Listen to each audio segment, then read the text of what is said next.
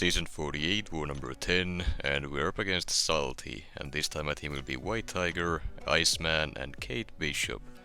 I will be taking Path 1 in Section 1, Path 1 in Section 2, and then I will be taking Serpent, Gorr, Sersi, and Super-Skrull mini-bosses.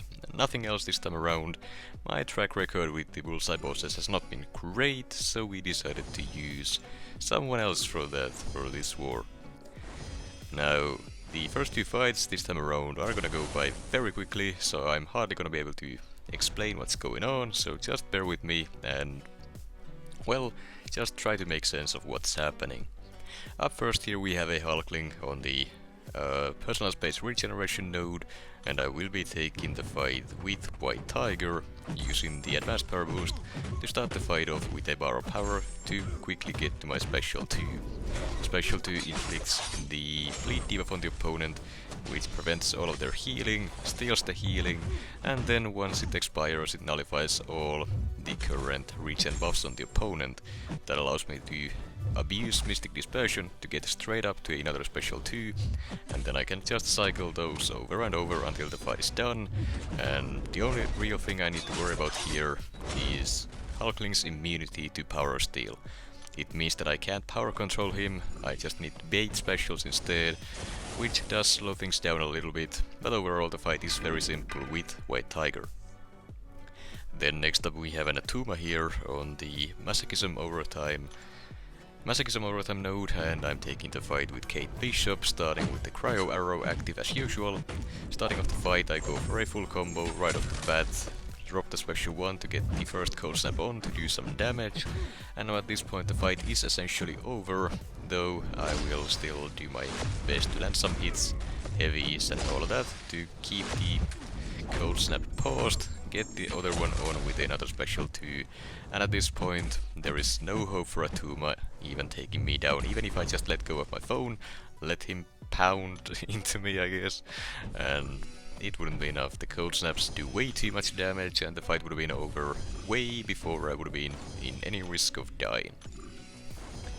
Then next up here we have a Corvus Glaive, which is kind of interesting since he's not really a good defender, but oh well. He's on the Never Back Down node and I'm taking the fight with White Tiger. He is a tactic champ, so I guess he's got that going for him, but overall that's not a problem, and all I really gotta do is just get to my Special 2, still using that advanced power boost I used for the Hulkling fight, and that is just gonna get me straight up to another one. Throw it, and the fight is essentially over with. The bleed finishes him off, and I did manage to steal some regen at the very end of the fight to finish the fight at a full yellow bar. Then we have a Kraven on the Buffet Overtime node along with the Arc Overload node, and I will be taking this fight with White Tiger as well. Still, I have the advanced power boost active from the first fight, and essentially game plan here is to just do the same, get the Special 2 as quickly as possible, throw it preferably with the passive precision active for some more crits. I'm gonna power steal him and get power from the Mystic Power boosts, and I'm just gonna be able to cycle Special 2s until the fight is done, and it will be done in just over 20 seconds. Again, I'm not really sure why Kraven is on this node. He's not a difficult defender to deal with in general, but I'll take it since I do have some more difficult ones to take this war as well. That said, this is also Sålty. I shouldn't question what they're doing since they are, well, one of the top war alliances in general. Now next up we have a Serpent on the Ebb and Flow Knockdown and Right Back At It miniboss node, and I'm taking the fight with White Tiger, and I do have the White Magneto pre-fight here to help me out with being able to land those parry stuns even while the debuff immunity from Right Back At It is active. Now the game plan here is to just stack up some prowesses at the start of the fight with some parries to make sure the defense tactic is dealt with, and then I just gotta manage his power with either my power steal or baiting specials or a combination of both. Now the main risk in this fight is the aggression prowess node combined with Serpent's ability to use specials that you can't dex, so if he is gonna be passive, stacks up some of those prowesses and then decides to just, well, dance around for a bit, and throw a big special 2, it can very well take me out in one go, even through the block.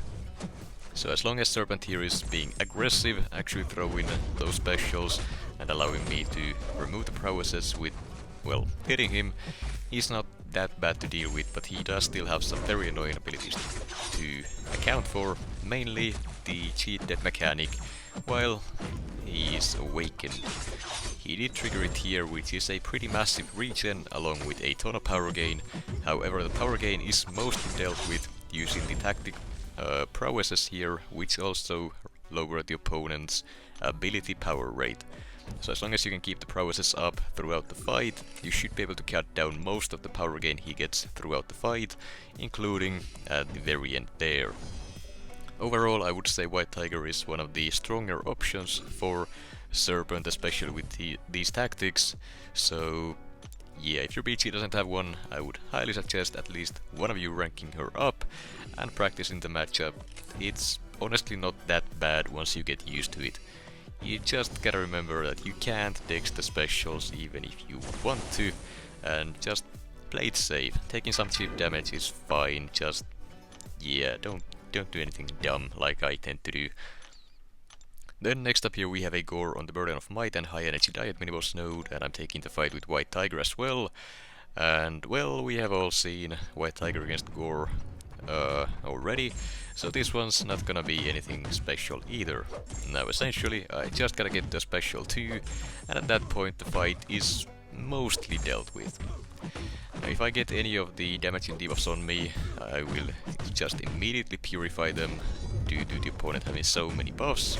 That is something that White Tiger does, making her an excellent option for Gorr in general, though here that's not even gonna be a real problem. As soon as I got my first special 2, I just decide to cycle them, throw my striker there to prevent Gorr from using the special 3, and then a third special 2. Fight is done with a full yellow bar thanks to the health steal, and overall the fight was quite simple. Though doing the striker play there was quite risky. Had I missed the timing on that, I could have eaten a special 3 from Gorr, which is never something you wanna do. Then next up we've got a Sersi on the Hazard Shift, Incinerate and Poison miniboss node along with stun immunity, and I'm taking this fight with Iceman.